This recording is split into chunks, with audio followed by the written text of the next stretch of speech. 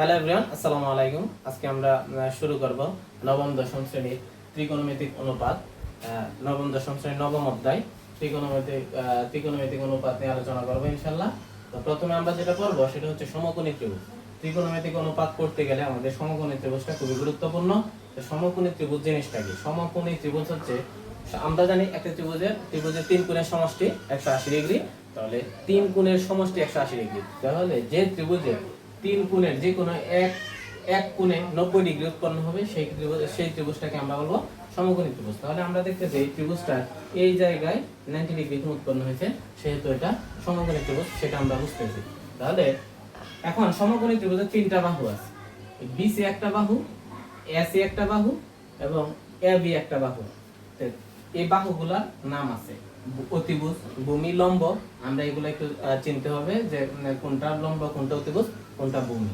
তো এগুলা চেনার জন্য আমরা একটা ফর্মুলা দেখব যে সমকোণী ত্রিভুজের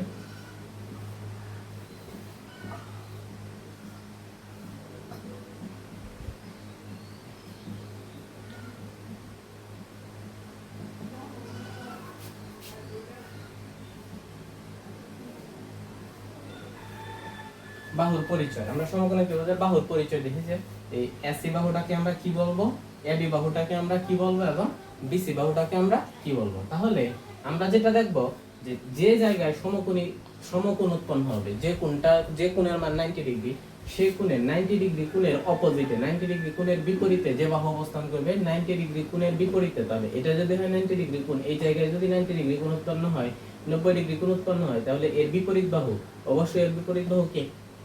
বিপরীত বাহু হচ্ছে কি? বিসি। তাহলে বিসি 90 ডিগ্রি কোণের অপোজিট বা বিপরীত বাহু হবে অতিভুজ। কি হবে? অতিভুজ। তাহলে এটা আমরা লিখতে পারি কি? অতিভুজ। তাহলে এটাকে আমরা কিভাবে লিখতে পারি যে সমকোণী 90 ডিগ্রি কোণের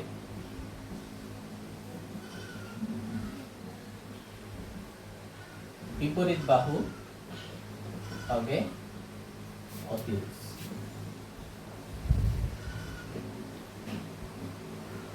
তাহলে আমরা শিখলাম কি? 90 ডিগ্রি কোণের বিপরীতে যে বাহু থাকবে সে হবে আমাদের অতিভুজ। তাহলে আমরা অতিভুজ দেখলাম, একটা পেলাম অতিভুজ। এখন আমরা দেখব যে সমকোণী ত্রিভুজের যে কোনো জায়গায় একটা থিটার মান দেওয়া থাকে। যে কোনো একটা কোণের মধ্যে হয়তো বা এই বি কোণের মধ্যে থাকতে পারে। আমি এই জায়গায় যেহেতু সি কোণে দেয়া, এই কোণ এটা হয়তো বি কোণেও দেয়া থাকতে পারে। তো যে কোনো জায়গায় থিটা একটা কোণের মান দেওয়া থাকে। তো থিটা কোণের অপোজিটে, থিটা কোণের বিপরীতে যে বাহু থাকবে, থিটা কোণের বিপরীতে যে বাহু থাকবে তাকে আমরা বলবো লম্ব। তাহলে থিটা কোণের বিপরীতে আছে কি? এবি বাহু। তাহলে এই এবি বাহু হবে কি? লম্ব। এবি বাহু পাইলাম আমরা লম্ব এবং বিসি বাহু পাইলাম কি? অতিভুজ। তাহলে আমরা এটা এভাবে লিখতে পারি যে থিটা কোণ বা থিটা কোণে লেখা যায়, এটাকে আবার সূক্ষ্ম কোণও বলা হয়। থিটা কোণের বিপরীত বাহু হবে লম্ব। থিটা কোণের বিপরীত বাহু হবে লম্ব। এই থিটা কোণকে সূক্ষ্ম কোণও বলা হয়। এই থিটা কোণকে সূক্ষ্ম কোণ বলা হয়। এই থিটা কোণকে আবার সূক্ষ্ম কোণও বলা হয়। তাহলে সূক্ষ্ম কোণ কাকে বলে? আমরা একটু সূক্ষ্ম কোণের পরিচয় জানি। তাহলে সূক্ষ্ম কোণ কি? সূক্ষ্ম কোণ কাকে বলে? যেহেতু এই থিটা কোণের মান হবে সূক্ষ্ম কোণ, এই সূক্ষ্ম কোণ জিনিসটা কি সেটা আমরা একটু দেখব। সূক্ষ্ম কোণ হচ্ছে যে কোণের মান 0 ডিগ্রি এর চেয়ে বড় এবং 90 ডিগ্রি এর চেয়ে ছোট তাকে সূক্ষ্মকোণ তাকে সূক্ষ্মকোণ বলে। তাহলে সূক্ষ্মকোণ কাকে বলে?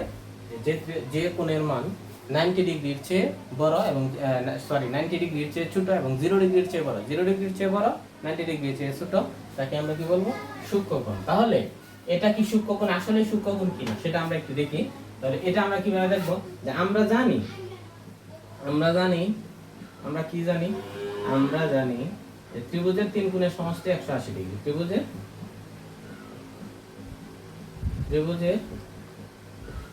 3 কোণের সমষ্টি হচ্ছে কত? 180 ডিগ্রি। আমরা ত্রিভুজের 3 কোণের সমষ্টি জানি 180 ডিগ্রি। তাহলে 3 কোণের মধ্যে আমরা একটা কোণের মান জানি, এটা কত? 90 ডিগ্রি। একটা কত জানি? 90 ডিগ্রি। তাহলে আরো দুইটা কোণ বাকি রয়েছে, বি কোণ এবং সি কোণ বাকি রয়েছে। অবশিষ্ট বি এবং সি কোণের মান কত হবে? 180 থেকে যদি 90 বাদ দিই তাহলে তো আমরা এটা পাবো। কেমন? এটা আমরা একটু ইংলিশে লিখি, যেহেতু এটা ইংলিশে লিখলাম যে 180 ডিগ্রি যদি হয় তাহলে 180 ডিগ্রি মাইনাস 90 ডিগ্রি, 90 ডিগ্রি যদি পাই তাহলে আর কত ডিগ্রি থাকে? 90 ডিগ্রি।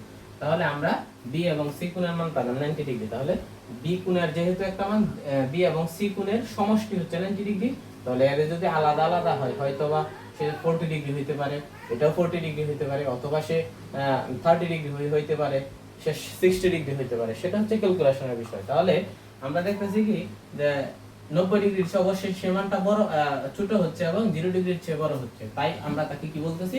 সূক্ষ্মকোণ বলতেছি। তাহলে সূক্ষ্মকোণের পার্ট ক্লিয়ার। আমরা বুঝলাম কি, যেহেতু সমকোণের বিপরীতে 90 ডিগ্রি কোণের বিপরীত বাহু হবে অবশ্যই অতিভুজ, এবং থিটা কোণের বিপরীত বাহু হবে অবশ্যই লম্ব। যেহেতু অতিভুজ পাইলাম, লম্ব পাইলাম, তো অপর যে বাহু থাকবে তাকে আমরা কি বলতে পারি? তাকে আমরা বলতে পারি ভূমি। তাহলে এই এবি এসি বাহু কি পাইলাম? ভূমি। এসি বাহু কি পাইলাম? ভূমি। আশা করছি লম্ব, অতিভুজ এবং ভূমি আমরা চিনতে পারছি। এখন আমরা দেখি যে আমরা একটু পিথাগোরাসের উপপাদ্যটা দেখি। পিথাগোরাস কি বলছে? পিথাগোরাসের যে উপপাদ্যটা আছে সেটা দিয়ে এই টাইপের ম্যাথ আসে পরীক্ষায়, আমরা সেই ম্যাথগুলো করব।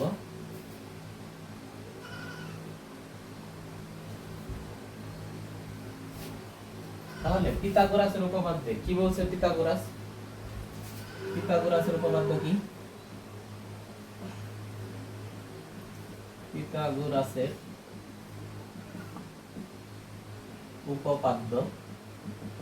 পিথাগোরাসের উপপাদ্য কি বলছিল? যে অতিভুজ স্কয়ার ইকুয়াল লম্ব স্কয়ার প্লাস কি ভূমি স্কয়ার। এটা হচ্ছে পিথাগোরাসের উপপাদ্য। তাহলে পিথাগোরাসের উপপাদ্য আমরা ম্যাক্সিমাম স্টুডেন্ট জানি, যেহেতু আমরা নবম দশম শ্রেণীতে পড়ি, যে পিথাগোরাসের উপপাদ্য কি ছিল? অতিভুজ স্কয়ার সমান লম্ব স্কয়ার প্লাস ভূমি স্কয়ার। তাহলে যদি এই জায়গায় আমি একটা মান ধরি, যে লম্বের মান ধরলাম 5 সেন্টিমিটার এবং এসির মান ধরলাম 12 সেন্টিমিটার, তাহলে অঙ্কটা এরকম হইতে পারে যে এরকম একটা চিত্র দেয়া থাকবে। তাহলে আমরা কি পাইলাম এখানে? গিভেন ডাটা কি পাইলাম? যে এসি বাহু হচ্ছে কত? 12 সেন্টিমিটার দেয়া আছে, এবং এবি বাহু দেয়া আছে 5 সেন্টিমিটার। আমাদের বের করতে বলছে বিসি বাহু ইকুয়াল, মানে বিসি বাহুর মান বের করা বা অতিভুজের মান বের করা। তাহলে আমরা সূত্র কি জানি? পিথাগোরাসের উপপাদ্য, এই জায়গায় মানটা বসাই দিই। পিথাগোরাসের উপপাদ্য অতিভুজ, এখানে অতিভুজ কি আছে? বি এবং সি। তাহলে কি হচ্ছে এখানে? বি এবং সি বসাই দিছি। অতিভুজ স্কয়ার, উপরে স্কয়ার আছে, এরপর লম্ব কি আমরা জানি? এবি। তাহলে দিলাম কি এবি, এর উপরে কি আছে? স্কয়ার, প্লাস ভূমি কি আছে? এসি। ভূমি আছে কি? এসি, তার উপরে কি আবার হোল স্কয়ার। এখন আমরা মান বসাই দিই। এবির মান কত দেয়া আছে? এবির মান দেয়া আছে 5 সেন্টিমিটার, 5 এর উপরে আছে স্কয়ার, দিয়ে দিলাম স্কয়ার। এসির মান কত দেয়া আছে? 12 সেন্টিমিটার, 12 তার উপরে আছে স্কয়ার দিয়ে দিলাম। এদিকে কি ছিল? বিসি হোল স্কয়ার,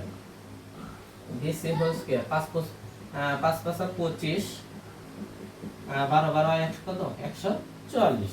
তাহলে বিসি এদিকে স্কয়ার, এই পাশের স্কয়ার সমান চিহ্ন ওই পাশে যায় কি হয়ে যায়? আমরা জানি রুট হয়ে যায়। তাহলে এটা যোগ করলে হয় কত? 169। তাহলে আমরা বিসি 169 এর যদি রুট করি তাহলে আমরা পাইলাম কি? 13 সেন্টিমিটার। তাহলে বিসি এর মান কত পাইলাম? তাহলে এই যে BC এর মান যেটা বের করতে বলছিল, এই BC এর মান পাইলাম আমরা 13 সেন্টিমিটার।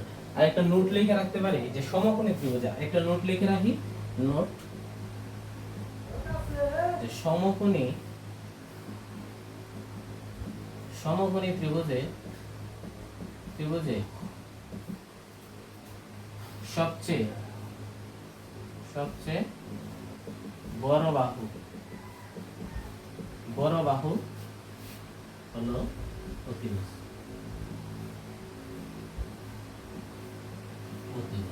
সমকোণী ত্রিভুজের কয়টি বাহু থাকে আমরা জানি? সমকোণী ত্রিভুজের 3টি বাহু থাকে, অতিভুজ, লম্ব, ভূমি। তার মধ্যে অতিভুজে হবে সবচেয়ে লম্বা বা এর মাপটা সবচেয়ে বড় হবে। যেমন আমরা এই উদাহরণস্বরূপ দিছিলাম যে AB এর মান দিছিলাম 5 সেন্টিমিটার এবং AC এর মান দিছিলাম কত? 12 সেন্টিমিটার। এখন আমরা প্রমাণ করে দেখলাম যে BC এর মানটা কি হচ্ছে? 12 এবং 5 এর চেয়ে কি হয়েছে? বড় হয়েছে। তাহলে এর দৈর্ঘ্যটা বা বাহুর যে দৈর্ঘ্য, এই বাহুর দৈর্ঘ্য, 3টা বাহু থাকে সমকোণী ত্রিভুজে, 3টা বাহু থাকে, 3টা বাহুর মধ্যে সবচেয়ে বড় বাহু হচ্ছে BC বা অতিভুজ বাহু। এই নোটটা আমরা একটু লিখে রাখবো। তাহলে সমকোণী ত্রিভুজের মোটামুটি আমরা একটা বেসিক ধারণা নিতে পারছি যে সমকোণী ত্রিভুজের লম্ব, অতিভুজ, ভূমি চিহ্নটা খুবই গুরুত্বপূর্ণ। তো আশা করি এতটুকু আমরা চিনতে পারছি। এখন আমরা একটু চলে যাব যে ত্রিকোণমিতির যে মেইন পার্ট, সাইন, কস, ট্যান, কোসেক, সেক, কট। আমরা ওইদিকে একটু যাই, সূত্রগুলো একটু দেখব। তাহলে আমরা ত্রিকোণমিতির মেইন পার্টে ঢুকতেছি। আমরা পড়ার শুরুতে যে জিনিসগুলো করব, এটা আছে সাইন, এটা আছে কস, এটা আছে ট্যান, এটা আছে কোসেক, এটা আছে সেক, এটা আছে কি কট। এইগুলা আমরা জানি ত্রিকোণমিতি করতে হলে এই উপাদানগুলো জানতে হবে, সাইন, কস, ট্যান, কোসেক, সেক, কট। তাহলে সাইন সমান কি? সাইন সমান কি? লম্ব বাই অতিভুজ। সাইন সমান লম্ব বাই অতিভুজ। পদ সমান কি? ভূমি বাই অতিভুজ। পদ সমান ভূমি বাই অতিভুজ। ট্যান সমান কি? লম্ব বাই ভূমি। কোসেক সমান কি? অতিভুজ বাই লম্ব। এবং সেক সমান কি? অতিভুজ বাই ভূমি।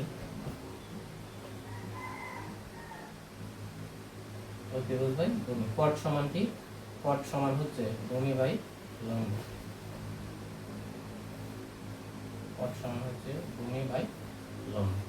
তাহলে এগুলো একটু মনে রাখতে হবে আমাদের যে সাইন সমান লম্ব বাই অতিভুজ, কট সমান ভূমি বাই অতিভুজ, ট্যান সমান কি?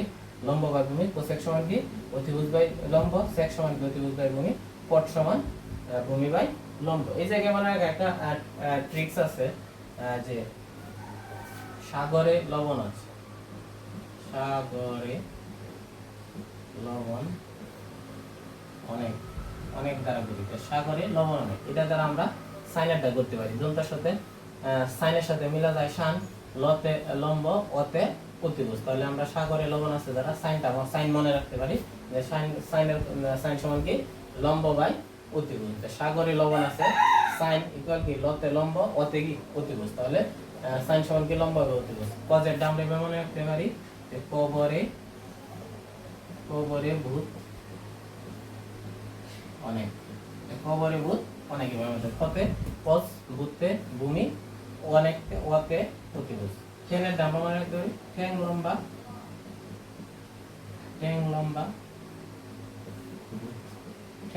তাহলে ঠ্যাংতে ঠ্যান, লম্বতে লম্বা, লম্বা আছে, লম্বাতে লম্বার সাথে মিলে যায় এবং ভূর সাথে কি? ভূমি মিলে যায়। তাহলে এভাবে আমরা মনে রাখতে পারি সাগরে লবণ আছে, লম্ব বাই অতিভুজ, কবরে ভূত আছে, ভূমি বাই অতিভুজ, ঠ্যাং লম্বা ভূত, লম্ব বাই ভূমি। এখন আমরা যেটা দেখবো যে এই জায়গায় একটা জিনিস মনে রাখবো যে সাইনের বিপরীত হচ্ছে কোসেক, কজের বিপরীত হচ্ছে সেক এবং ট্যানের বিপরীত হচ্ছে কি? কট। তাহলে দেখেন এখানে ছিল সাইন সমান লম্ব বাই অতিভুজ। আমরা জানি সাইনের বিপরীত কোসেক, কজের বিপরীত সেক, ট্যানের বিপরীত হচ্ছে কি? কট। তাহলে সাইনের বিপরীত যেহেতু কোসেক, তাহলে সাইন যদি হয় লম্ব বাই অতিভুজ, তাহলে কোসেক হবে কি? অতিভুজ বাই লম্ব, উল্টা। কট যদি হয় ভূমি বাই অতিভুজ, তাহলে sec কি হবে অতিভুজ বাই ভূমি উল্টা, এবং tan যদি হয় লম্ব বাই ভূমি তাহলে cot হবে কি ভূমি বাই লম্ব, বিপরীতটা হবে। তাহলে এই জিনিসটা আমরা একটু মনে রাখবো। আরেকটা জিনিস দেখি যে আমরা কি শিখলাম যে sin এর বিপরীত হচ্ছে cos। আমরা আরেকটু সূত্রগুলো দেখে নেব। sin সমান আমরা লিখতে পারি 1 বাই cosec, sin সমান 1 বাই cosec, cos সমান 1 বাই sec, যেহেতু বিপরীত এভাবে লেখা যায়। tan সমান কি লিখতে পারি 1 বাই cot, আবার cos sec সমান কি লিখতে পারি cosec সমান লিখতে পারি 1 বাই sin, বিপরীত যেহেতু আমরা এভাবে লেখা যায় যে cosec এরপরে কি আছে cosec এর পরে আছে sec, sec লিখতে পারি 1 বাই cos এবং cot, cot এর এক লিখতে পারি 1 বাই sec।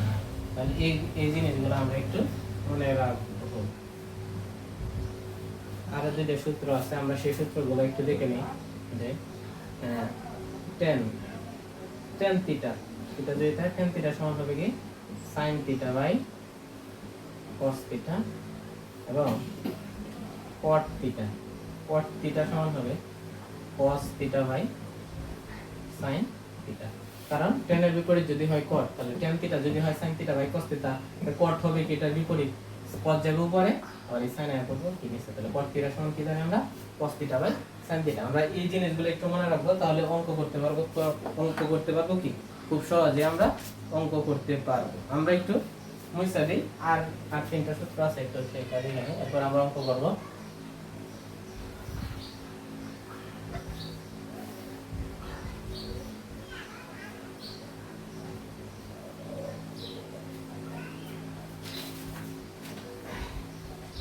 আমরা এখন যেটা করবো যে আরেক সূত্র আছে যে sin square theta plus cos square theta equal 1। এটাকে আমরা আরো অন্যভাবে সাজাইতে পারি, যেমন sin স্কয়ার এই পাশে রাখলাম, sin স্কয়ার থিটার এই পাশে রাখলাম, এই 1 আছে 1 দিলাম, এই প্লাস cos স্কয়ার থিটা ছিল সমান চিহ্নের পাশে আয়া মাইনাস cos স্কয়ার থিটা হয়ে গেল। আবার কি করা যায়, যদি cos স্কয়ার থিটা এই পাশে রাখি, cos স্কয়ার থিটা ইকুয়াল কি ছিল 1,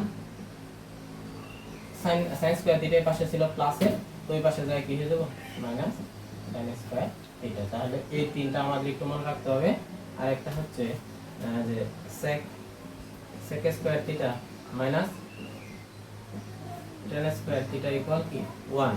তাহলে এটাকে আমরা কি করতে পারি, sec স্কয়ার থিটা ইকুয়াল 1, এটা মাইনাস tan স্কয়ার থিটা ছিল সমান চিহ্নের পাশে কি হয়ে যাবে প্লাস tan স্কয়ার থিটা। এই দুটো আমরা একটু মনে রাখবো।